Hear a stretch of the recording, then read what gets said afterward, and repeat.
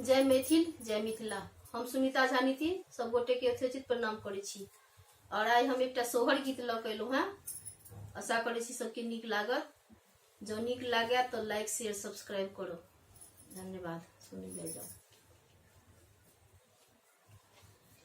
कथी लए देबा देबा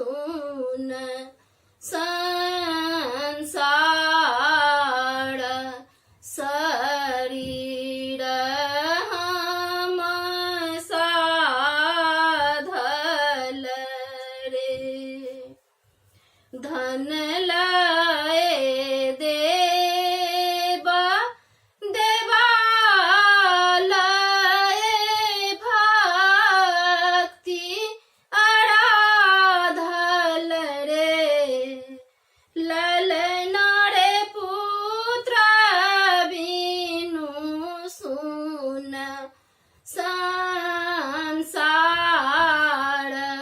शरीर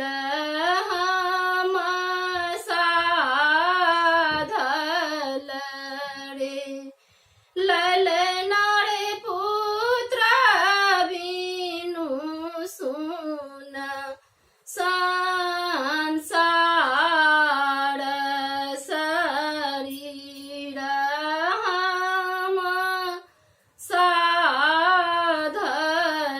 रे नहीं धन हो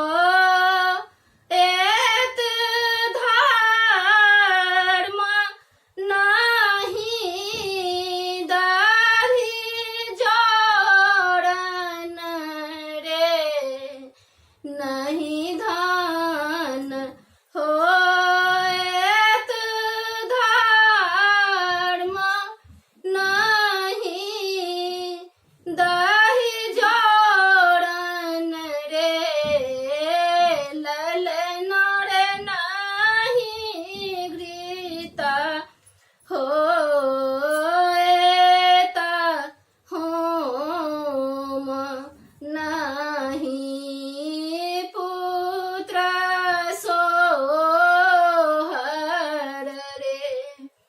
ललन रे नाही घृत हो होम नाही पुत्र सोहर रे सुरहि दास सोहर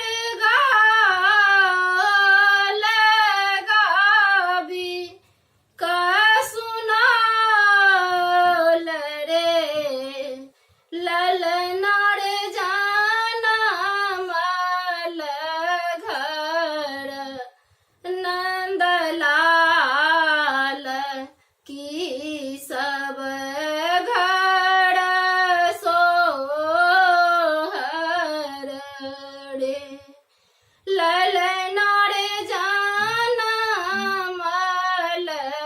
घर नंदलाल की सब घर सोहर रे। बहुत बहुत धन्यवाद। जो गीत नीक लागे तो लाइक शेयर सब्सक्राइब करो।